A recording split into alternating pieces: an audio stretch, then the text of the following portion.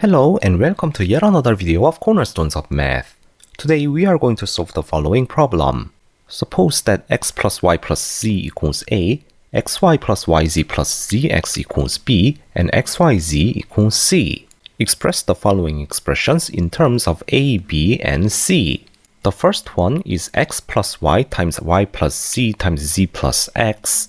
And the second one is x squared plus y squared times y squared plus z squared times z squared plus x squared. And of course, the problematic part is this. How can we utilize the sum of three terms, such as x plus y plus z, in calculating something with two terms, such as x plus y, y plus z, and z plus x? Well, the thing is, from x plus y plus z equals a, we know that x plus y equals a minus z, y plus z equals a minus x, and z plus x equals a minus y. Therefore, x plus y times y plus z times z plus x equals a minus x times a minus y times a minus z. And some of you might know this very useful formula for the expansion of three linear terms, x plus p, x plus q, and x plus r. And if we replace p, q, r with minus p, minus q, and minus r, then we obtain this formula.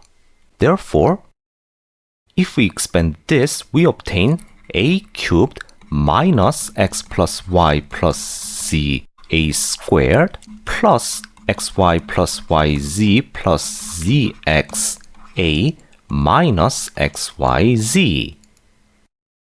And this is a, and this is b, and this is c. So we have a cubed minus a times a squared plus ba minus c, which simply gives ab minus c. So we have this.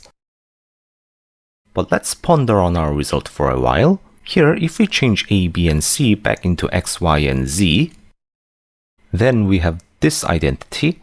And if we move this x, y, z to the left-hand side, then we can also write the identity like this, which is a beautiful identity in my opinion. Now let's move on to the next problem. For the next problem, I can show you two methods. The first method is quite similar to the previous method.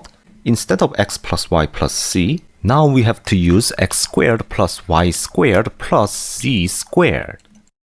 Therefore, let x squared plus y squared plus z squared as t.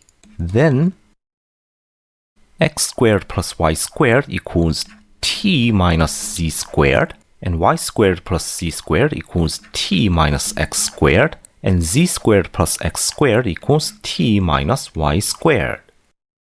Therefore, x squared plus y squared times y squared plus z squared times z squared plus x squared equals t minus x squared, t minus y squared, t minus z squared, which gives t cubed minus x squared plus y squared plus z squared, t squared, plus x squared y squared plus y squared z squared plus z squared x squared t, then minus x squared y squared z squared. And this is t, and this is c squared. So we have t squared minus t times t squared plus this times t minus c squared. So this and this cancel out.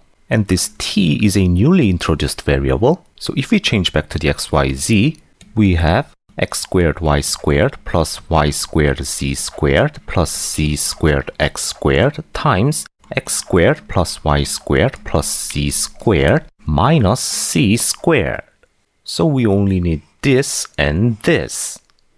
And let's obtain the latter one first.